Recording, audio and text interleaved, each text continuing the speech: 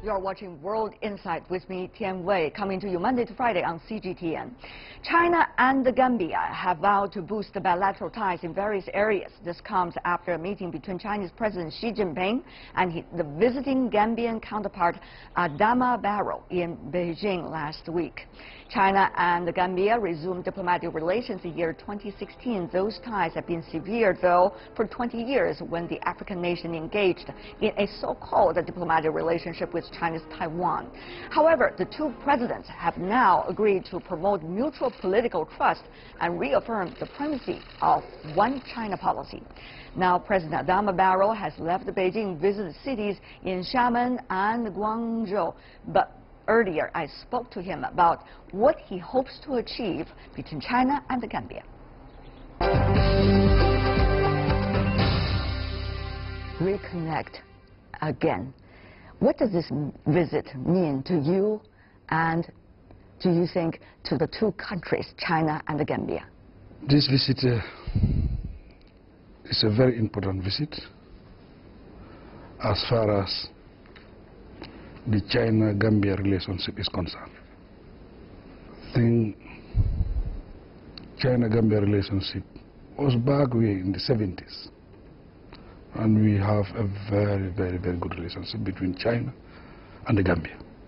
I think the two countries also benefited from that relationship. But there was a break.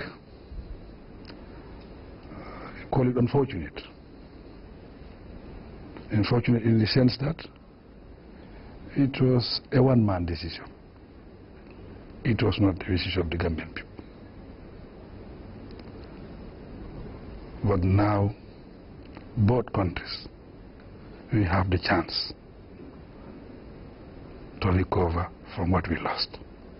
So that's why this visit is significant, it's important. It's important to me as president. It's important to the two countries. Great to have you here in Beijing, Mr. President.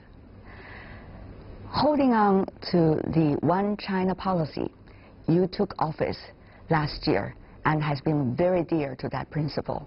Why is it so strategically important for the Gambia about this? The one China policy is important to the Gambia for the simple reason that we believe in unity. We believe in oneness. If we are together, we are stronger. It's because the Gambia, we are together. That's why we were able to change from dictatorship to democracy. That unity, that spirit was very important in our history. And we believe that was China policy. Great point there, Mr. President. But you know, the thing is, the trust and mutual development has to be re-established. How can we start? We have to be sincere. We have to be honest. We have to be open. Honest about what? Honest about our relationship. Honest to make sure we improve on our relationship. To make sure we have people from the two countries represented at our diplomatic level who will collaborate. And I think we are also fortunate that we have a young and dynamic ambassador from China who is representing in the Gambia, who is doing a wonderful job. Mr. Ambassador is sitting on the side together with your administration officials. I think that was a very good decision, and I think that is helping our relationship. You talk about openness. What kind of openness are you referring to? No country can do it alone. You have to be open, you have to be part of the world. We are in the 21st century. We need each other. So you believe in globalization? I believe in that. Fundamentally believe in globalization. And that globalization open that room of communication. If there is communication, it enlightens everybody. And at the end of the day, everybody benefits from that globalization. You had a wonderful talk with the Chinese President Xi Jinping. And I saw some of the photos of your meetings. Beautiful smiles on both gentlemen's faces. I understand this is also about personal relationship in a way between the two presidents, the trust, and also between the two countries, the mutual trust. Your country is rich with resources, tourism industries as well. Since you're taking the office, the country has enjoyed recently quite some stability. But how to translate stability into economic prosperity for your people? It could always be a big question mark. What is the answer from your administration so far?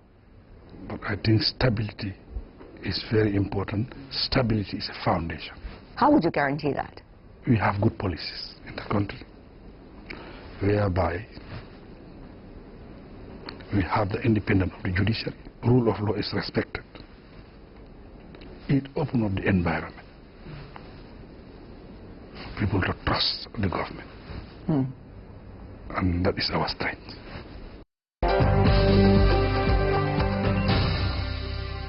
It's not easy, right? It has not been easy. It's not easy. It's not about giving speeches. It's not about Marxists and Lenders. It's about action. But the mindset must change. That the responsibility is the Gambian people's responsibility. To make sure we work together, we implement those policies. Is it easy to change that mindset? One fundamental thing is important. Enlightening the people. If you enlighten the people, you have empowered them. Give me some examples. People must believe what they are. They must believe in where they come from. And we have to learn from others. We are in the same position. In years back, example like China, and they have moved on, and they succeeded. I think these are the areas that we have to make sure the people understand. So build the confidence in a way. Believing that if other people can do it, there is no doubt we can also do it. I understand, Mr. President, there are several areas of cooperation you and your Chinese counterpart, Chinese President Xi Jinping, have been talking about. What have you two gentlemen been specifically discussing? How will things be following up after this? We are really welcome by the President. And as the second largest economy in the world, it was an honor and a privilege to have a meeting with such a great leader. We cannot thank the President enough for giving us the opportunity. It was all over the media. It was a vote of confidence. It was real support for us. But one thing was important in our discussion. That is where the Gambian strength lies. That is agriculture. Agriculture. Agriculture. What about agriculture? Our methods is primitive. We want to improve on our methods. We go in for mechanized farming. But we need partners. Partners like China. Because we need the support of people who have experience. We need to learn from them. Because we need two things. There is people who have the expertise and people who have the money. We have the land, we have the water, we have the manpower, and we have the political will. But we need that support. So that was very important because we believe that can create jobs for us. And it can also bring hope. So we have signed agreement, road construction, 2 bridges. That will create a lot of jobs. And also the broadband with our network, that will create jobs. I think these are areas that we will start to create jobs. And we have no doubt the Chinese government is very serious with our relationship. We have the government consensus But it has to be attractive for businesses to go there, to develop these projects. So what are some of the policies or preferential treatment your country would bring out to international investors, particularly, let's just say, those coming from China?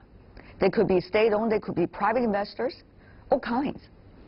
When we are going to partnership, energy, we give you duty waivers. So those are all incentives. Do you see many Chinese investors there? A lot of them. We know that Gambia cannot be isolated.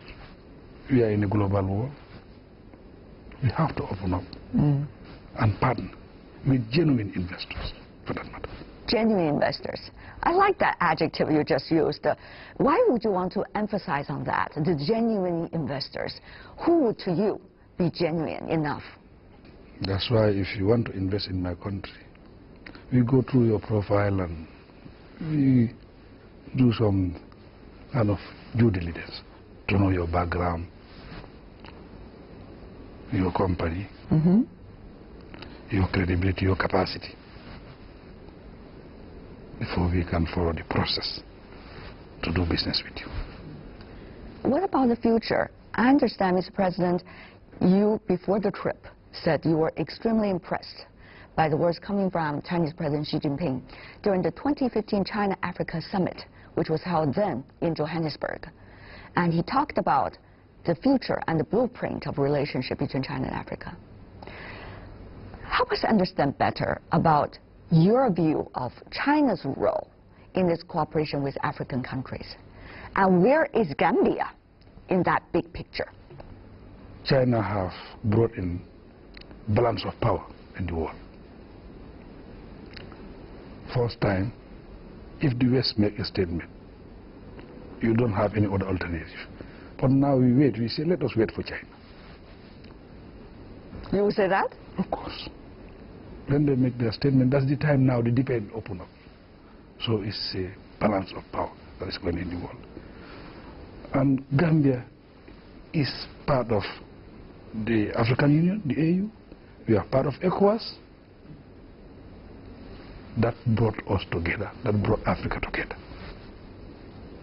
And if China is partnering at that level, that means Gambia is part of it. You believe in institutional building? I believe in that. Thank you so much, Mr. President, for being with us. Thank you. The Gambian President with us on an exclusive interview. And that is all the time we have for today. If you'd like to see more, find us at World Insight CGTN into your search engine, or check out our YouTube channel. Follow us on Twitter, Facebook, and Sina Weibo. From me, Tian Wei, and everyone on the World Insight team, thanks for watching. Tune in again next time for insights across China and around the world. Happy holidays to everyone.